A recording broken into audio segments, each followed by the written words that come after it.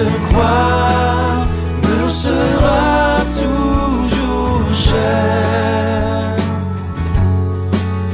Elle est gloire et victoire pour moi. Et par elle, en la maison du Père, la couronne est offerte à ma foi. Et par elle, en la maison du Père, la couronne est offerte à ma foi.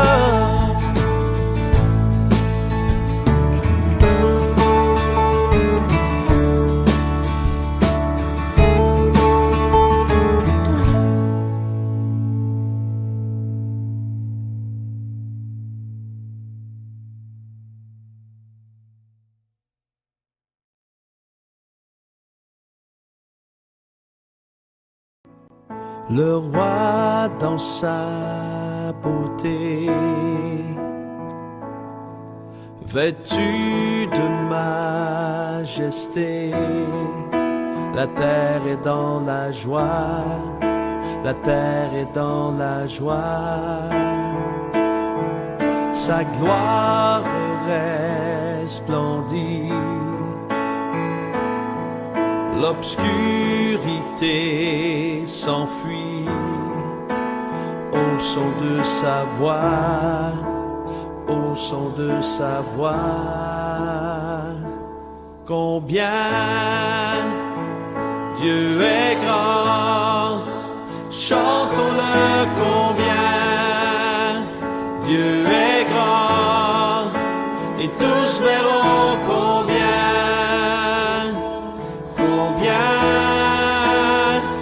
Dieu est grand.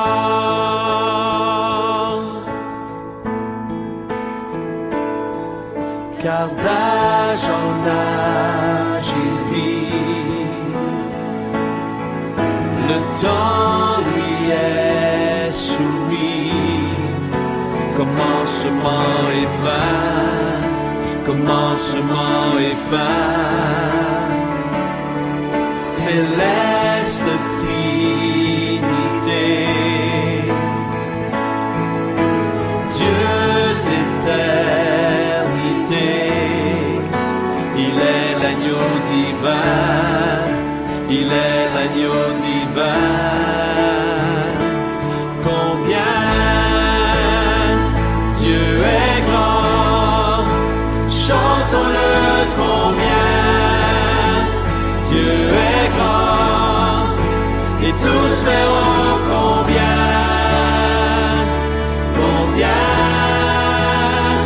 Dieu est grand. Son nom est tout puissant, son nom est tout puissant.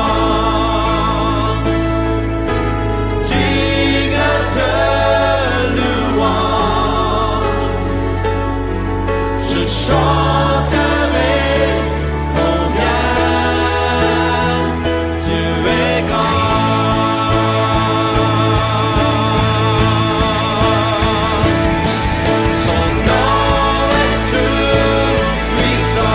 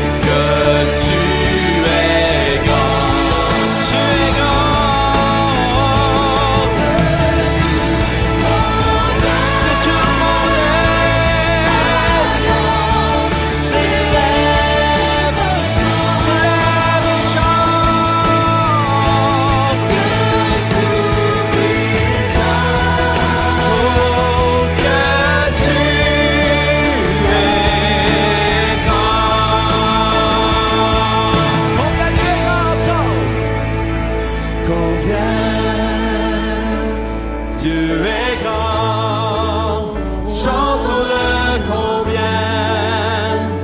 Dieu est grand, et tous verront combien.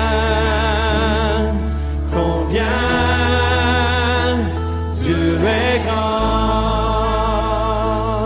Combien Dieu est grand. Combien Dieu est grand. Chantons-le combien. Dieu est grand. Et tous verront combien.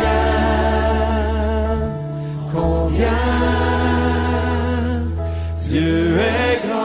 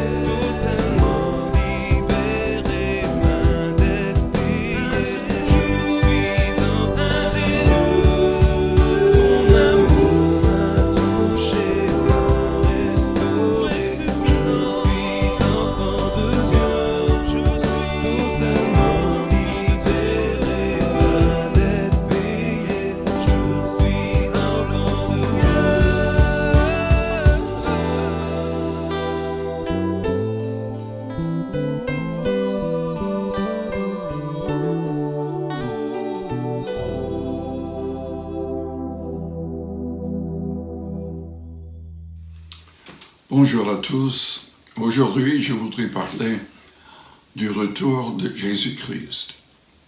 Et je vais lire deux passages pour commencer, dans Jean 14 et un autre dans le livre des Actes des Apôtres, au chapitre 1er. Dans Jean 14, le Seigneur Jésus parlait. Et il a dit que votre cœur ne se trouble point. Croyez en Dieu et croyez en moi. Il y a plusieurs demeures dans la maison de mon Père. Si cela n'était pas, je vous l'aurais dit. Je vais vous préparer une place. Et lorsque je m'en serai allé et que je vous aurai préparé une place, je reviendrai et je vous prendrai avec moi, afin que là où je suis, vous y soyez aussi. Vous savez où je vais, et vous en savez le chemin. Thomas lui dit, « Seigneur, nous ne savons où tu vas. Comment pouvons-nous en savoir le chemin ?» Jésus lui dit, « Je suis le chemin, la vérité et la vie. Nul ne vient au Père que par moi. Ensuite, dans les actes des apôtres, le Seigneur a demandé à ses apôtres d'attendre la venue du Saint-Esprit et sa puissance. Et au verset 9, après avoir dit cela, il fut élevé pendant qu'ils le regardaient, et une nuée le déroba à leurs yeux.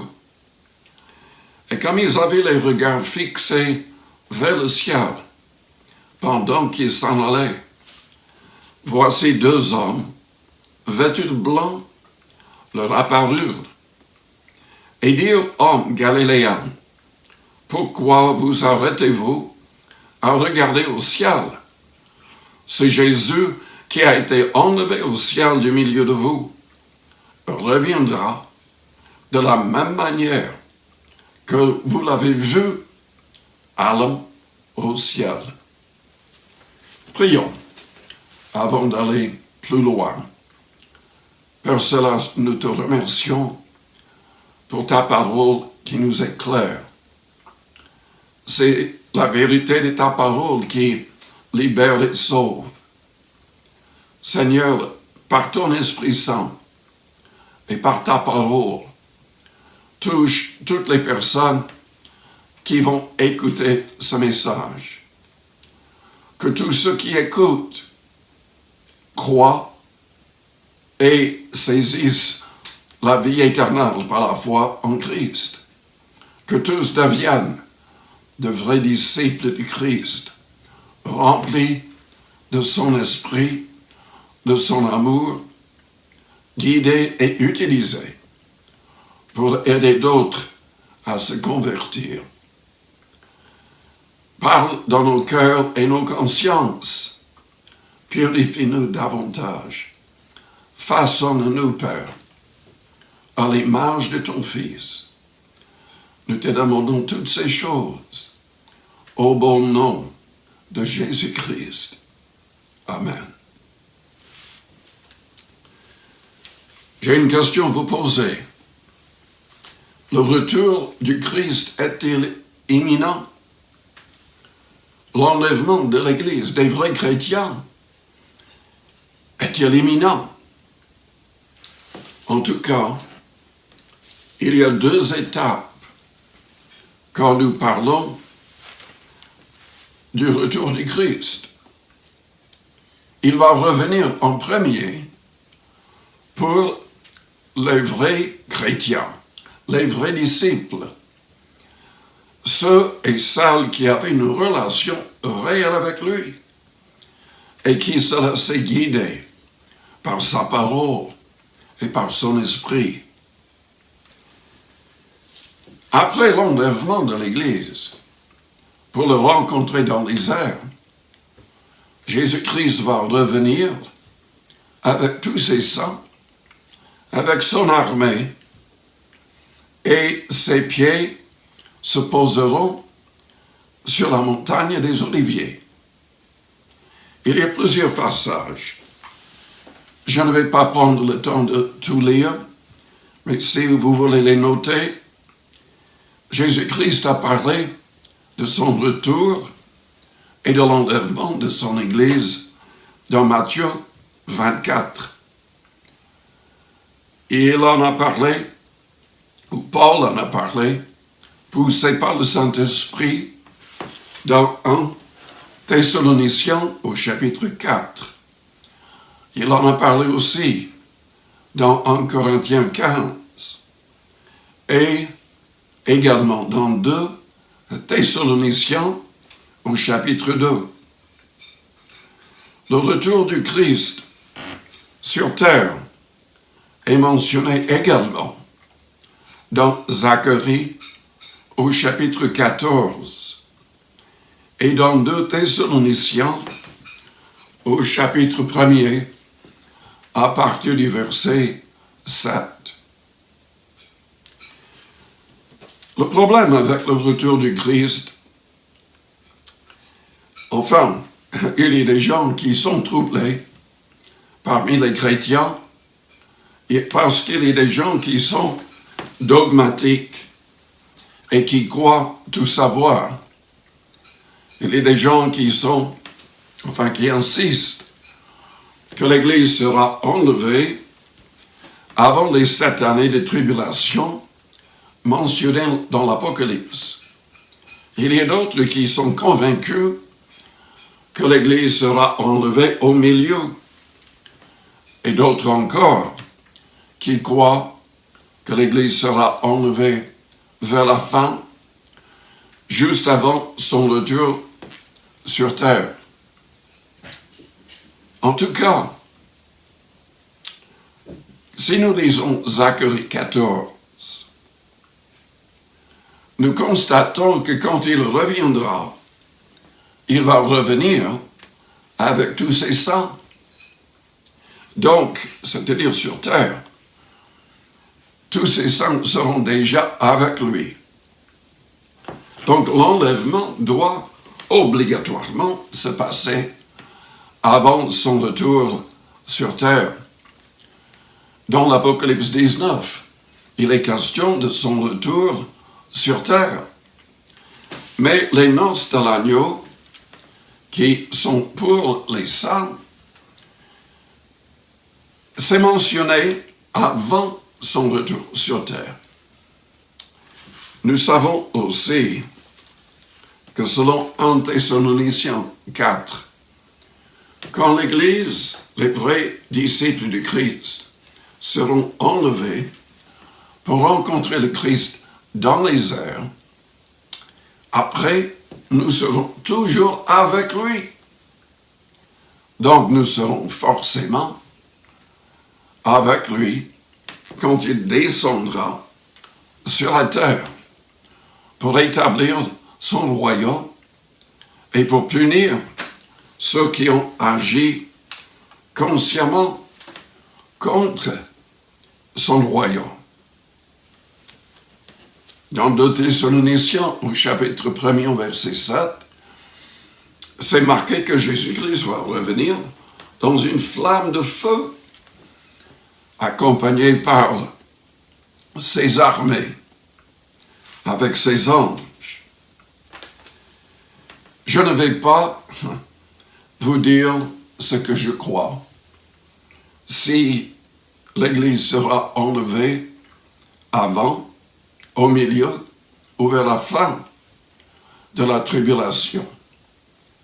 Mais ce que je peux vous dire, c'est que dans l'Apocalypse 6, qui est déjà le début de la tribulation, il est question de gens qui ont peur du retour du Christ. Les riches, les pauvres, ils se rendent compte à cause des signes, à cause de ce qui se passe, que Jésus va revenir pour juger et condamner ses ennemis. Je constate au chapitre 7 de l'Apocalypse qu'il y aura des gens, des saints, qui vont mourir pendant la grande tribulation. Ces saints sont habillés de blanc et vont être rassasiés dans la présence du Seigneur continuellement. C'est marqué qu'ils sont de la grande tribulation. Et ils avaient faim, ils avaient soif, et même le soleil les a brûlés. Et ça fait partie de ce que la Bible appelle la grande tribulation des dernières 3 ans et demi.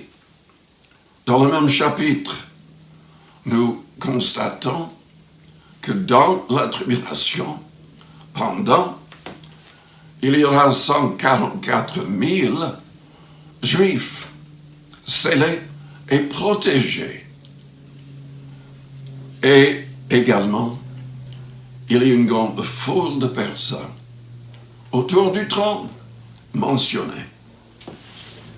tout dans l'Apocalypse n'est pas forcément dans l'ordre. Ce que nous devons savoir, ce qui est le plus important, c'est comment se préparer pour être enlevé ou pour avoir la force d'échapper aux choses pendant la tribulation. Jésus-Christ a dit dans Matthieu 24, verset 36, que personne ne connaissait ni le jour ni l'heure de son retour. Il n'y a que le Père, ni les anges, ni le Fils, il a dit, savait.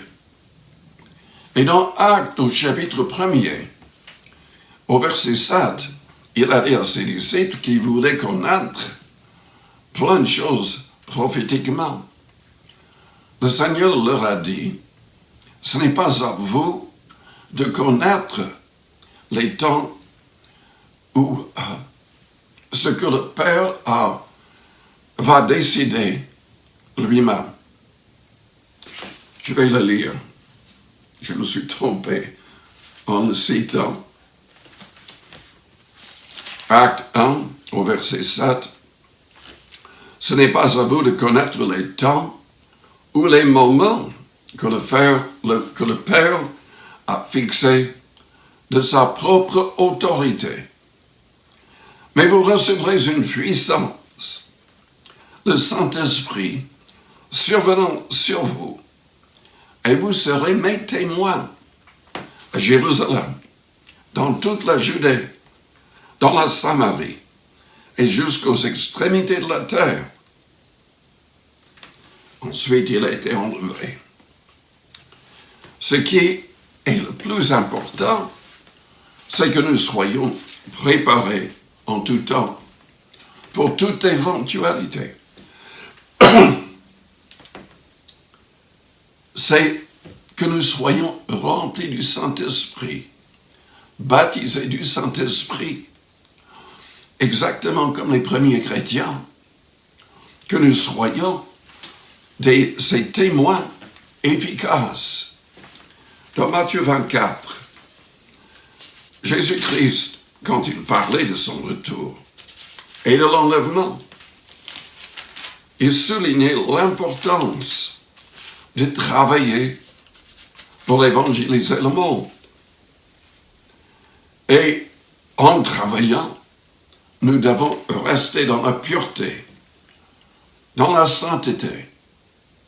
Et nous devons vraiment travailler. Il avait dit dans Marc 1, au verset 17, au début de son ministère, quand il appelait ses disciples, il a dit, « Suivez-moi, et je vous ferai pêcheurs d'hommes. » Dans Matthieu 24, il nous met en garde contre les faux Christ, les faux apôtres, les faux prophètes. Prenez garde que personne ne vous séduise, car plusieurs viendront sous mon nom, disant c'est moi qui suis le Christ, et ils séduiront beaucoup de gens. Et le Christ souligne le fait qu'avant son retour, il y aurait toutes sortes de guerres, des bris de guerre, des nations, une nation contre une autre nation, un royaume contre un royaume. Il y aura en divers lieux des pandémies, des famines et des tremblements de terre. Toutes sortes de choses. Tout cela ne sera que le commencement des douleurs. Ensuite, il parle des tourments pour les croyants. Déjà, pendant 3 siècles, les chrétiens ont souffert de manière terrible. Et dans les derniers temps, Jésus-Christ a dit qu'on serait haï par toutes les nations parce que les hommes s'éloignent de plus en plus de Dieu. Les hommes sont de plus en plus trompés, aveuglés par des esprits mauvais, par des démons d'impureté. Et ils ne veulent plus se repentir. ils ne veulent plus changer de vie. Mais il y aura, heureusement quand même, beaucoup de gens qui vont croire, et qui vont se convertir, et qui seront des modèles dans les derniers temps. Mais il nous met en garde quand même au verset 11. Plusieurs faux prophètes s'élèveront et ils séduiront beaucoup de gens. Et parce que l'iniquité se sera accrue, la charité ou l'amour du plus grand nombre se refroidira. Ce mot iniquité signifie que les gens ne suivront plus la loi de Dieu. Nous ne sommes pas sous la loi de Moïse, de l'Ancien Testament. Mais Paul a dit, je suis sous la loi du Christ. Et selon Matthieu 7, nous devons comprendre que tous les commandements du Christ sont des lois. Et nous serons jugés selon notre manière de mettre en pratique ces commandements. Jésus a dit, celui qui persévérera jusqu'à la fin sera sauvé. Cette bonne nouvelle du royaume sera prêchée dans le monde entier pour servir de témoignage à toutes les nations. Alors viendra la fin. C'est une grande erreur d'avoir des querelles à l'égard du moment du retour du Christ pour enlever l'Église, qu'il s'agisse avant, au milieu ou à la fin. Peu importe. Ce qui est important, c'est que nous restions remplis du Saint-Esprit, que nous soyons ses témoins, que nous ayons sa puissance, afin d'avoir la capacité de tous supporter et d'accomplir réellement sa volonté. La question la plus importante, c'est qui sera enlevé, qui sera sauvé. Tous les chrétiens ne seront pas sauvés. Jésus était clair dans Matthieu au chapitre 7.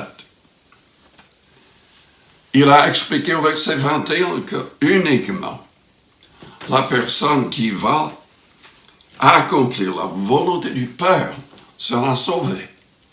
Et il explique que la volonté du Père, c'est que nous mettions en pratique tous les commandements de Jésus-Christ. Il y aura des gens qui vont dire, mais nous avons prophétisé en ton nom. Nous avons chassé des démons en ton nom. Nous avons accompli beaucoup de miracles en ton nom. Mais Jésus va leur dire, je ne vous ai jamais connus. Partez, vous qui commettez l'iniquité. L'iniquité, c'est que ces gens ne voulaient pas suivre ces lois. Ils ne voulaient pas mettre en pratique ces commandements. Ils ne l'ont pas fait. Ils travaillaient au nom du Christ. Mais sans doute, il y avait des esprits de séduction qui accomplissaient des miracles. En tout cas, la parole nous met en garde dans 1 Timothée 4 et ailleurs que les fausses doctrines viennent des esprits de séduction. Les gens croient à cause d'un événement surnaturel, à cause d'une révélation. La Bible dit que même le diable se transforme en ange de lumière pour tromper les hommes. Combien de sectes, combien de fausses doctrines sont entrées dans l'Église depuis il y a 2000 ans à cause d'un esprit mauvais, d'un esprit de séduction, un démon qui imitait l'action du Saint-Esprit. C'est la raison pour laquelle c'est très important de lire et d'étudier surtout le Nouveau Testament qui contient les paroles du Christ. quand il était sur terre, et ses paroles données par le Saint-Esprit à ses apôtres après. Nous ne pouvons pas, nous ne devons pas altérer le message que nous avons là-dedans. Nous serons anathèmes, maudits, damnés pour l'éternité, si nous changeons cette parole. Il y a beaucoup de gens aujourd'hui qui changent le message, qui acceptent des histoires qui n'y sont pas, des fables. Et l'apôtre Jean a dit, si quiconque va plus loin et ne demeure pas dans la doctrine du Christ n'a point Dieu. Jude a dit qu'il fallait combattre pour la foi, délivrer ou donner au sang une fois pour toutes. Nous ne pouvons pas, nous ne devons pas ajouter aux prophéties de l'Apocalypse ou retirer quoi que ce soit, où nous serons damnés. Aucun prophète n'a le droit d'ajouter à cette parole prophétique. Personne ne peut changer ce qui est déjà prévu et présenté de manière prophétique dans la Bible. Qui sera enlevé donc? Ceux qui mettront en pratique ces commandements, qui resteront remplis d'amour par le Saint-Esprit. Personne ne peut véritablement recevoir l'Esprit du Christ, à moins de prouver son amour pour le Christ. Il est dit dans Jean 4, verset 15, « Si vous m'aimez, gardez mes commandements. Et je prierai le Père, et il vous donnera un autre consolateur, l'Esprit de vérité. » La Bible nous explique que si nous ne recevons pas l'Esprit de Christ, l'Esprit Saint, l'Esprit de Dieu, nous ne lui appartenons pas. Romains 8, au verset 9, le souligne. Le verset 14 dit que si nous ne nous laissons pas conduire par le Saint-Esprit, nous ne ferons pas partie de sa famille. Nous devons être adoptés dans la famille de Dieu. Nous ne pouvons pas être enfants de Dieu, fils de Dieu, à moins de recevoir son esprit et de marcher selon son esprit.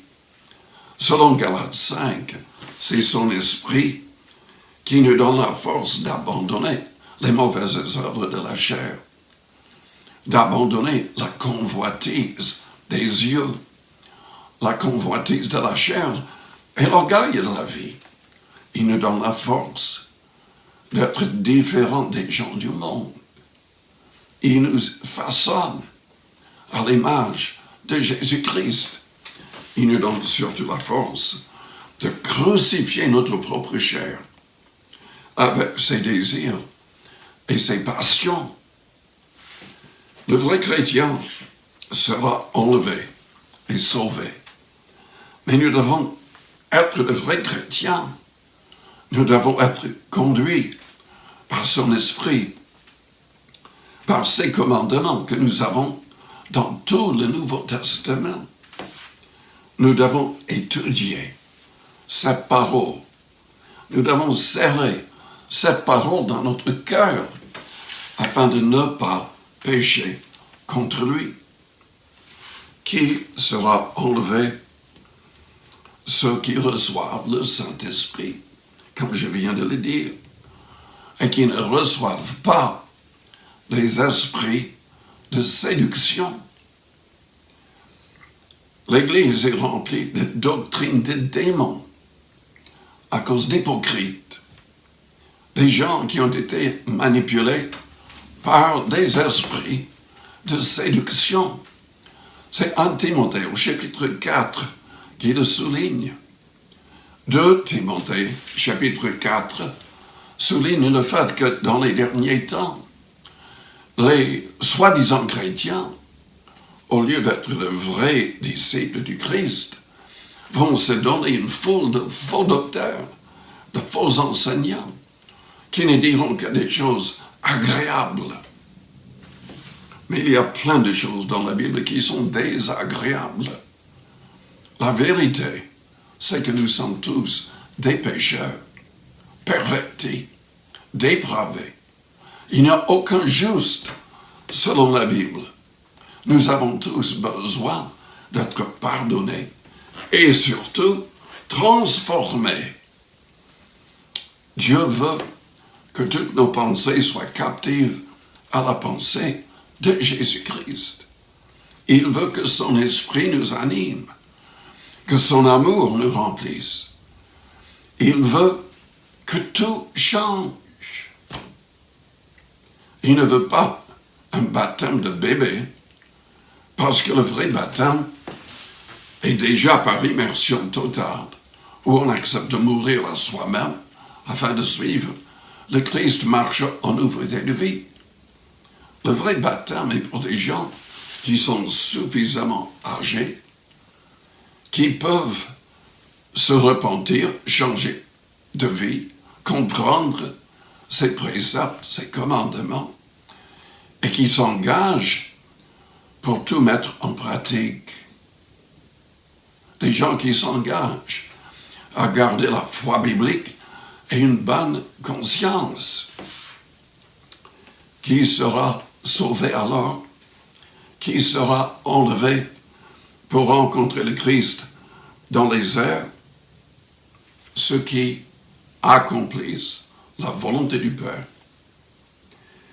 Ceux qui reçoivent son esprit et qui marchent selon son esprit. Ceux et celles qui se sanctifient, qui se mettent à part, qui ne marchent pas selon les idées du monde, selon les idées des non-convertis. Ce sont des gens qui ne se laissent pas aveugler ou tromper par les philosophies, par les idées des non-chrétiens. Ce que Dieu veut, selon 1 Thessaloniciens 4, c'est notre sanctification.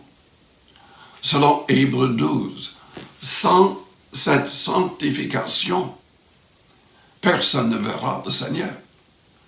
Nous ne pouvons pas, nous ne devons pas aller n'importe où, avec n'importe qui. Nous devons nous mettre à part et nous devons nous laisser guider par son esprit. Que les autres voient que nous sommes différents, que notre manière de penser et de parler a changé, que notre manière d'agir et de réagir a changé. Dieu veut que les gens voient que nous sommes animés de l'amour du Christ, de l'esprit du Christ, et que nous avons le désir de devenir comme Jésus-Christ en toutes choses, afin de pouvoir aider les autres à se convertir. Ayons le désir de recevoir sa puissance pour que le Seigneur puisse travailler au travers de nous pour guérir les malades.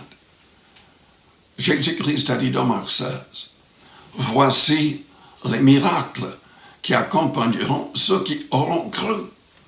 En mon nom, ils chasseront les démons. Ils parleront de nouvelles langues. » C'est le signe qu'on est baptisé du Saint-Esprit. Ils saisiront des serpents. Paul a été mordu par un serpent. Il a jeté dans le feu. Il n'est pas tombé mort. Mais beaucoup d'indigènes se sont convertis grâce à ce miracle. S'ils boivent quelques breuvages mortels, le Seigneur a dit, cela ne leur fera point de mal. Ils imposeront les mains aux malades et les malades seront guéris. C'est à nous de nous sanctifier, de nous mettre à part, de passer de plus en plus de temps en prière, dans le jeûne, à l'église, et surtout travaillant pour le salut des âmes, témoignant et étant un modèle en toutes choses. Dans 1 Thessaloniciens 4, quand Paul écrit ce que Dieu veut, c'est votre sanctification en premier. Ça signifie renoncer à l'immoralité sexuelle. Le vrai chrétien ne couche pas avec qui que ce soit avant un mariage légal conduit par le Seigneur. Il veut nous conduire vers quelqu'un qui est aussi chrétien, vers un autre vrai disciple du Christ. Il veut qu'on chasse de nos cœurs, de nos pensées, la convoitise des autres, la convoitise des biens des autres. Il veut que tout change. Et il veut que dans les affaires et dans tout ce que nous faisons dans le monde, que nous restions éloignés de l'impureté, de la fraude, de la malhonnêteté dans les affaires. Dieu veut nous transformer dans tous les domaines à l'image de Jésus-Christ.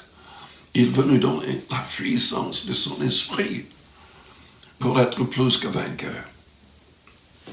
Est-ce que vous pensez, vos paroles, vos actions, vos réactions, est-ce que tout glorifie le Seigneur? Est-ce que votre vie a changé?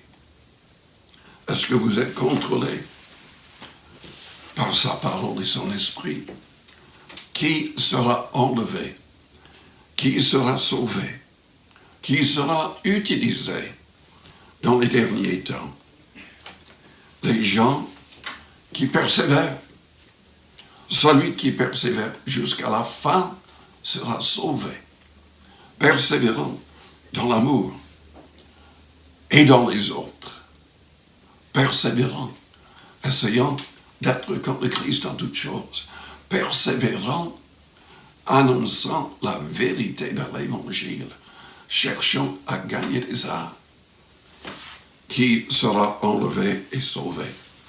Celui qui garde la foi biblique, la saine doctrine. Selon 2 Thessaloniciens 2, la majorité des gens se disant chrétiens ne seront pas sauvés. Ils seront trompés, aveuglés, préférant les désirs du monde. Nous devons renoncer au monde avec sa convoitise et son orgueil. Nous ne devrions pas être attirés par les choses sur terre, mais par les choses du ciel.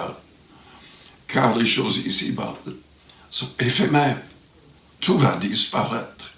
Tout sera brûlé même. Et il y aura une nouvelle terre et de nouveaux cieux, selon les prophéties, où la justice habitera, contrôlera tout, où Dieu sera au milieu de nous pour essuyer toute larme, et où le Seigneur Jésus-Christ sera adoré avec son Père. Qui sera enlevé? Qui sera sauvé? Ceux qui gardent la foi et une bonne conscience. Ce n'est pas le baptême par lui-même. Le vrai baptême, c'est par immersion totale. Jésus a dit, celui qui croira, qui sera baptisé. Le mot signifie immergé. Tout le corps doit être plongé dans l'eau. Mais ce n'est pas le baptême par lui-même qui sauve. Nous devons renoncer au péché. Et nous devons surtout, par la suite, garder une bonne conscience. Si nous trébuchons, si le Saint-Esprit nous convainc de péché, nous devons demander pardon à Dieu. Si nous avons offensé quelqu'un d'autre, nous devons chercher la paix avec cette personne. Demandons pardon. Et nous devons savoir que, heureusement, nous avons un avocat auprès du Père qui intercède pour nous. C'est le Seigneur Jésus-Christ. Et la Bible dit, si nous confessons nos péchés, il est fidèle et juste pour nous les pardonner et pour nous purifier de toute iniquité. Nous devons permettre surtout que le Seigneur nous purifie. Parfois, et même souvent, nous devons persévérer dans la prière. Nous devons persévérer. Lisons ses paroles, car c'est sa parole qui libère les autres, qui change notre manière de penser. Selon 1 Pierre, chapitre 3, verset 21, l'apôtre Pierre a dit, il a expliqué que ce n'est pas le baptême par lui-même qui sauve, mais ce qui sauve, c'est l'engagement de notre baptême. Le fait de garder une bonne conscience. Restons éloignés du mal. Nous devons, surtout dans les derniers temps, avoir le courage de confesser le Christ. Parce que dans Matthieu 10, au verset 32, il a dit que celui qui le confesserait devant les hommes, il confesserait cette personne devant le Père et les anges. Mais si une personne le reniait, et nous pouvons le renier en restant dans le silence, en ne pas travaillant pour annoncer la vérité. Si nous le renions, il va nous renier. Nous devons entrer dans une relation réelle. Nous devons aimer le Christ afin d'être enlevés. Je vais prier. Si vous voudriez devenir un vrai disciple du Christ, ayant l'assurance de votre salut, ayant le Saint-Esprit et étant conduit par le Saint-Esprit, je vous demande de répéter une prière après moi avec foi et sincèrement avec tout votre cœur. Et Dieu va commencer à vous façonner dans l'image de son Fils. Imaginez Dieu le Père, c'est-à-dire sa gloire. Personne n'a jamais vu Dieu, la Bible dit. Il n'y a que sa gloire qui est manifestée. Mais Jésus-Christ, qui est le Fils de Dieu, est à sa droite, il intercède pour nous. Fermons les yeux et prions avec nos cœurs. Que tous répètent cette prière. Père Céleste, je me confie en toi. Je crois en ta parole.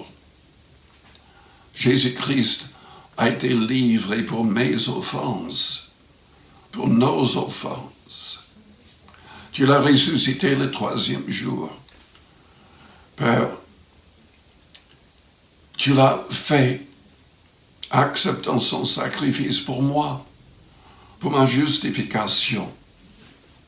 Je te demande, purifie-moi, pardonne-moi, fais de moi un vrai disciple, que j'ai ton esprit, ton amour, que ta parole soit au fond de mon cœur.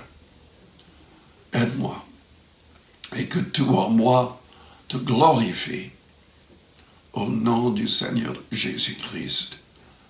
Amen. Si vous étiez sincère en répétant cette prière, allez sur notre site addparis.org et allez sur la page études.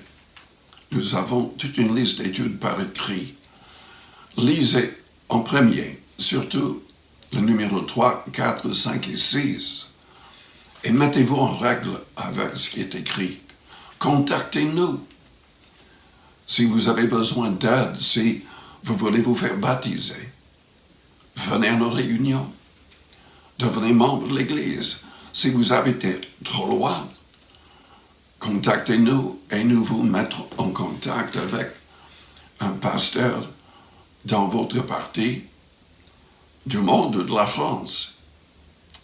Je vais prier. Je voudrais prier pour vous qui avons répété la prière. Je voudrais prier aussi pour les malades. Car selon la Bible, Jésus-Christ a payé le prix sur la croix. Il a souffert aussi pour que nous puissions être guéris miraculeusement. Isaïe 53 le souligne. prophétiquement. Pierre, dans le Nouveau Testament, l'a souligné dans 1 Pierre, chapitre 2.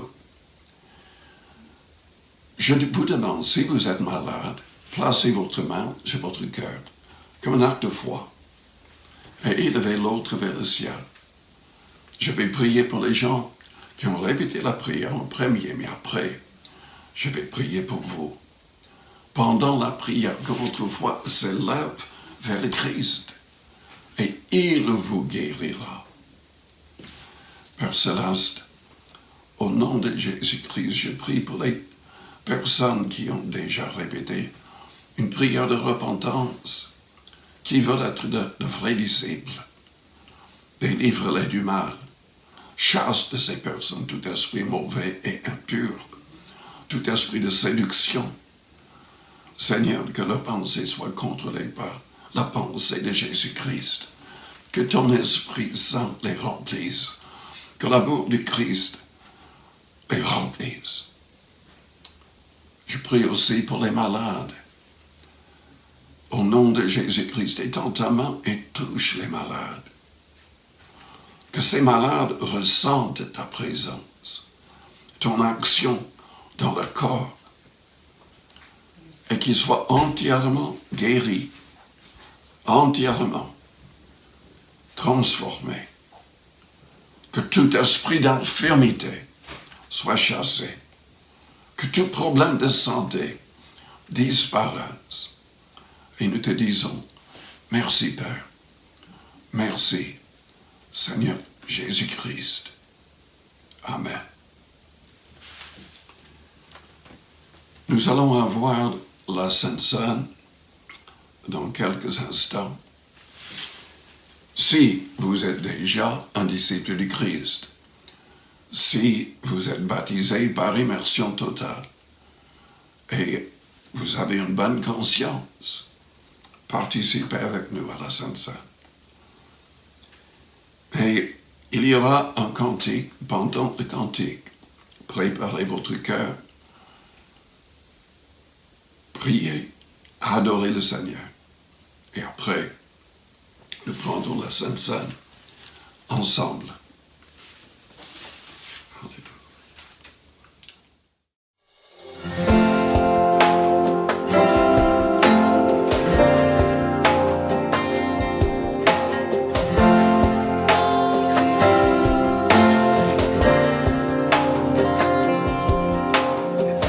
Rien n'a plus de splendeur que l'éclat de ton amour. Il n'y a point d'ombre en ta présence. Qui peut vraiment oser se tenir devant le trône, devant ta face, ô Éternel? Mais c'est par ta grâce et c'est par ton sang, ô Jésus, que je viens. J'élève un chant comme une offrande vers toi, mon roi. Nul ne mérite ces louanges ici-bas. Seigneur, reçois l'honneur et la gloire qui t'est due. Reçois mon offrande, ô Jésus. Reçois mon offrande, ô Jésus.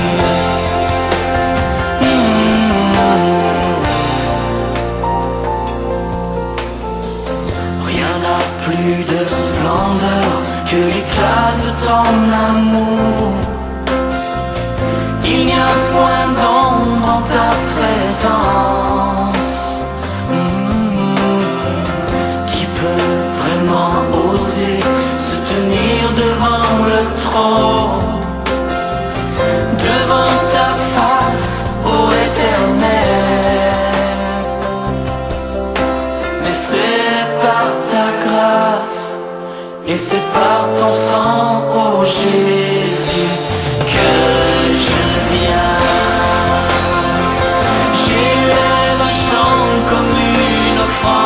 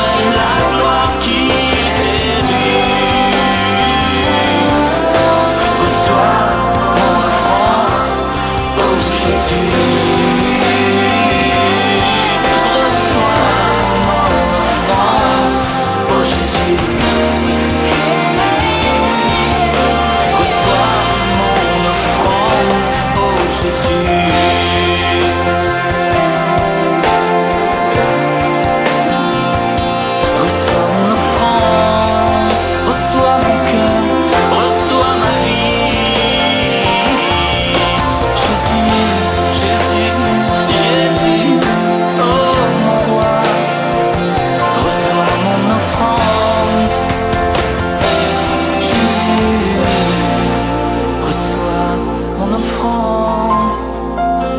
Reçois mon offrande, Jésus. Devant toi, Seigneur, je te donne ma vie, mon cœur. Tout te revient, tout te revient. Reçois, Seigneur, l'offrande de mes lèvres, de ma bouche, de mon cœur.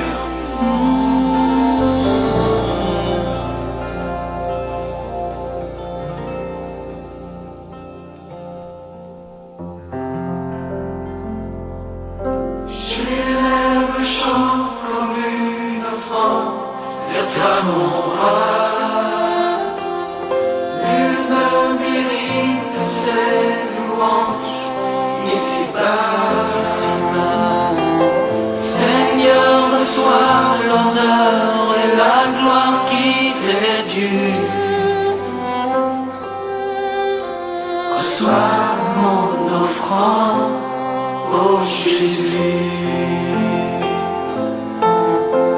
Reçois mon offrande, oh Jésus.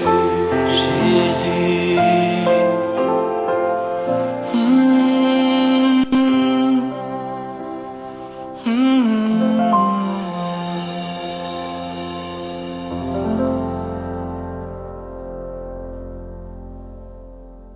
Dans 1 Corinthiens 10, la Bible explique que quand nous participons à la Sainte Seine, en prenant le pain, nous sommes en communion avec le corps du Christ, en communion avec son corps crucifié et ressuscité.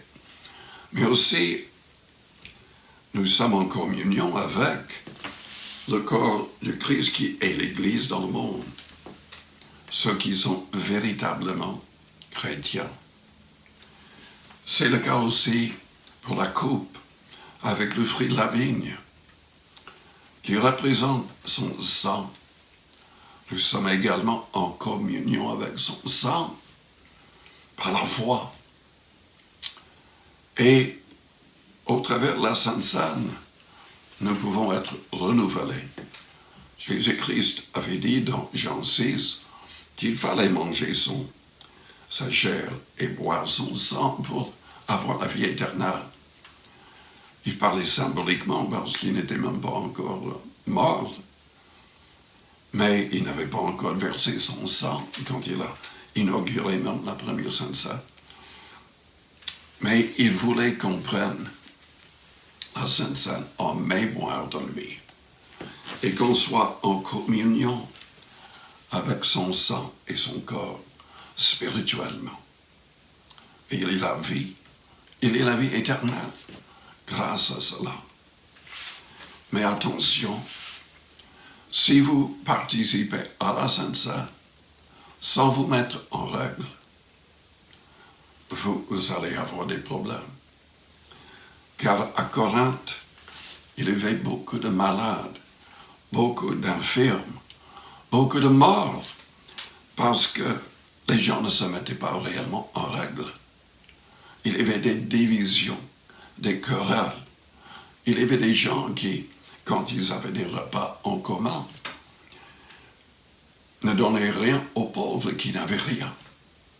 Ils méprisaient les pauvres. Et d'autres méprisaient même l'Église, le corps du Christ, en participant, en mangeant à l'excès, en buvant, en s'enivrant. Et Dieu n'a pas accepté cela. Il a jugé cette Église. Et Paul nous dit donc que nous devons discerner le corps du Seigneur. Celui qui mange et boit sans discerner le corps du Seigneur, mange et boit un jugement contre lui-même. C'est pour cela qu'il y a parmi vous beaucoup d'infirmes et de malades, et qu'un grand nombre sont morts. Si nous nous jugions nous-mêmes, nous ne serions pas jugés. Oui, nous devons nous juger. Si nous avons péché, nous devons confesser le péché au Seigneur. Si nous avons offensé quelqu'un, nous devons demander pardon. Nous devons chercher la paix avec tous les hommes et la sanctification sans laquelle personne ne verra le Seigneur. Nous allons participer parce que notre cœur ne nous condamne pas et parce que nous voulons être en communion avec le corps et le sang qui était, enfin son corps qui était blessé, qui a souffert pour nos offenses, lui qui était sans péché. Son sang, selon 1 Jean, chapitre 1er, verset 9, nous purifie de tout péché si nous marchons avec lui dans la lumière, si nous sommes réellement en communion avec lui. Donc, si votre vie est en règle, mangeons avec moi le pain qui nous rappelle ses souffrances et remercions le Seigneur.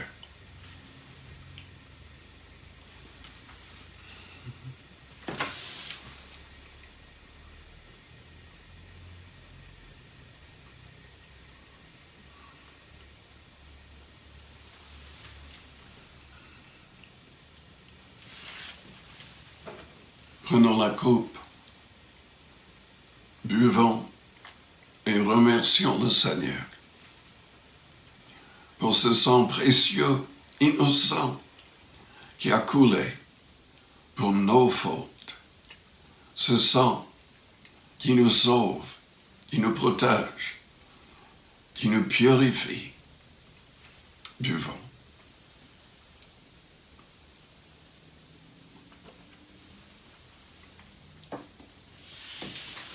Remercions le Seigneur. Prions pendant les autres cantiques qui vont suivre. Alléluia. Merci Seigneur. Merci Seigneur. Gloire à toi Seigneur.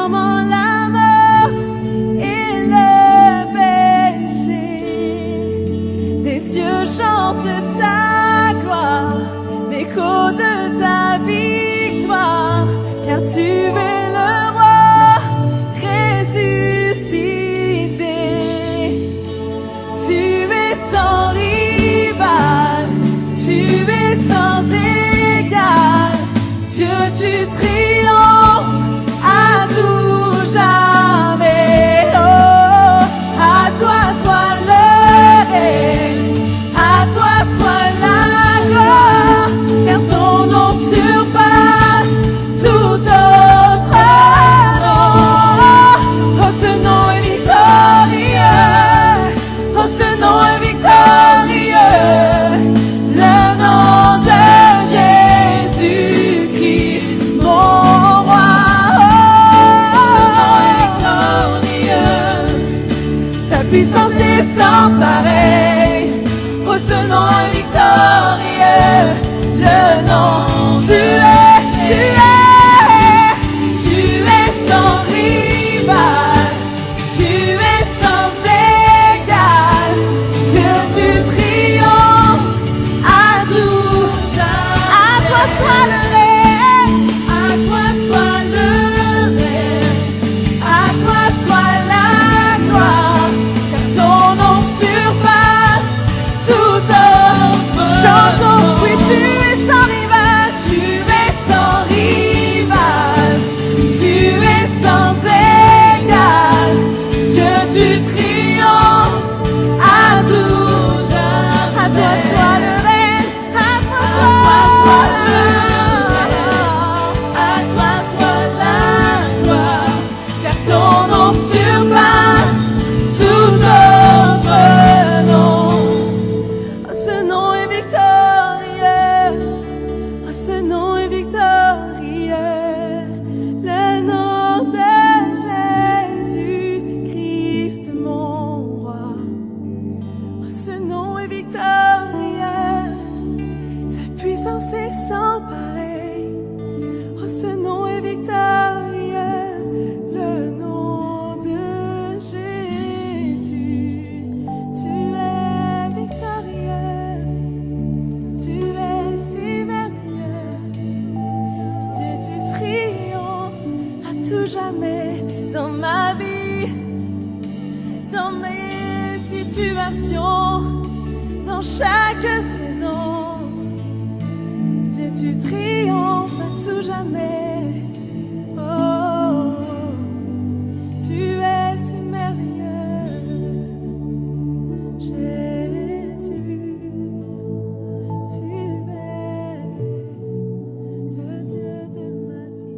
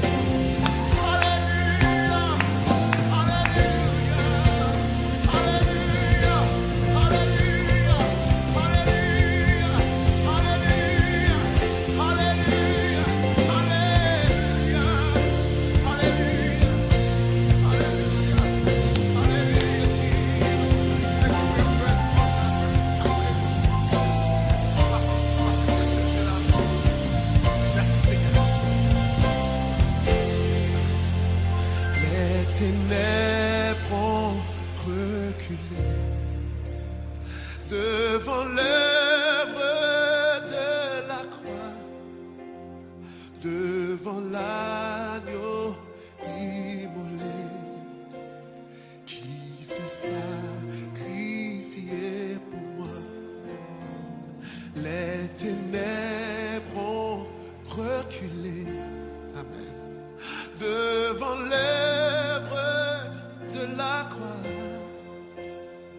devant l'agneau immolé qui s'est sacrifié pour moi.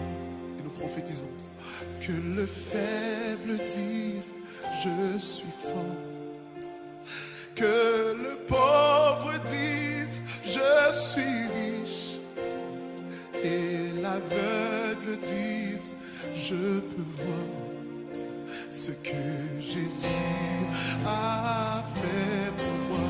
Amen. Je dis que le faible dise, je suis fort. Que le pauvre dise, je suis riche.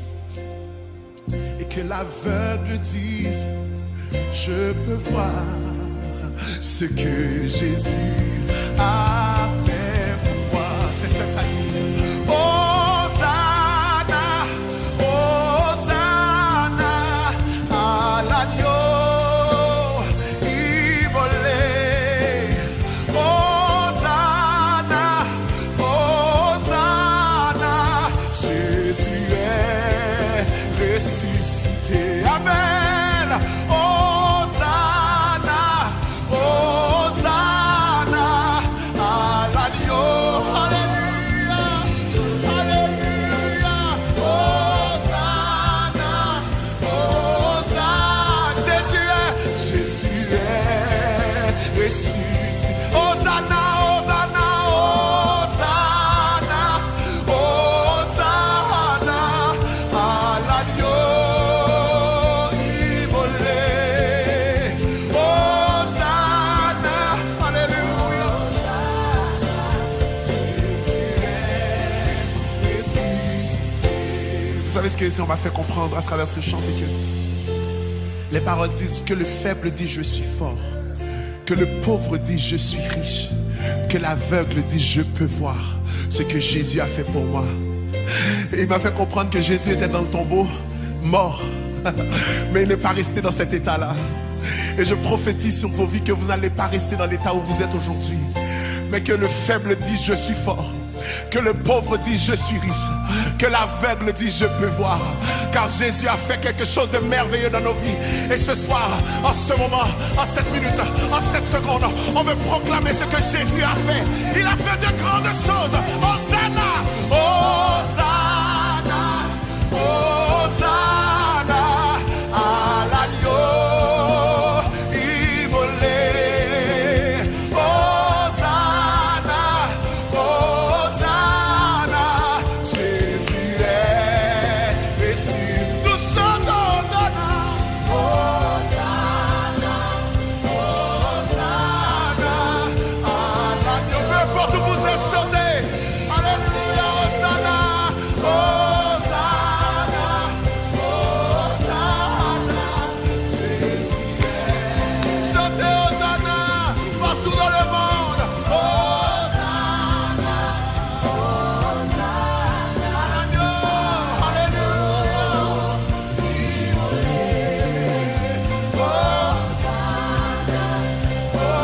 Hosanna, Jésus est. Chante Hosanna, Hosanna, Hosanna à l'agneau. L'agneau immolé. Hosanna, Hosanna, Hosanna, Jésus est ressuscité. Hosanna, Hosanna, Hosanna à l'agneau immolé. Hosanna, Hosanna, Hosanna. Jésus est. Pauvre, lève-toi. Hosanna, Hosanna. Pauvre, tu es riche. Faible, tu es fort. Malade, tu es guéri. Amputé, tu peux marcher. Hosanna, Jésus. Je prophétise la vie. Je prophétise la vie. Je déclare la vie. Hosanna, Hosanna la vie de Jésus. La vie sera en toi maintenant. À l'agneau. Hosanna, Hosanna.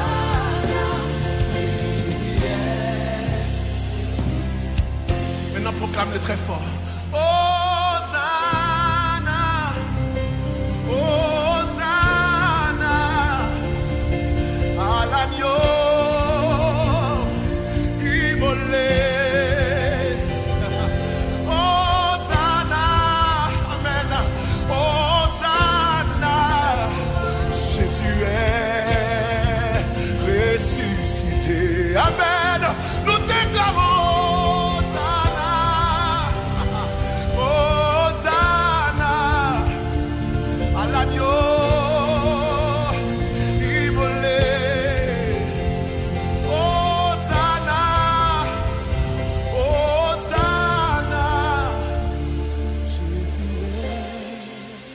ressuscité. Jésus est ressuscité. Jésus est ressuscité. Jésus est ressuscité.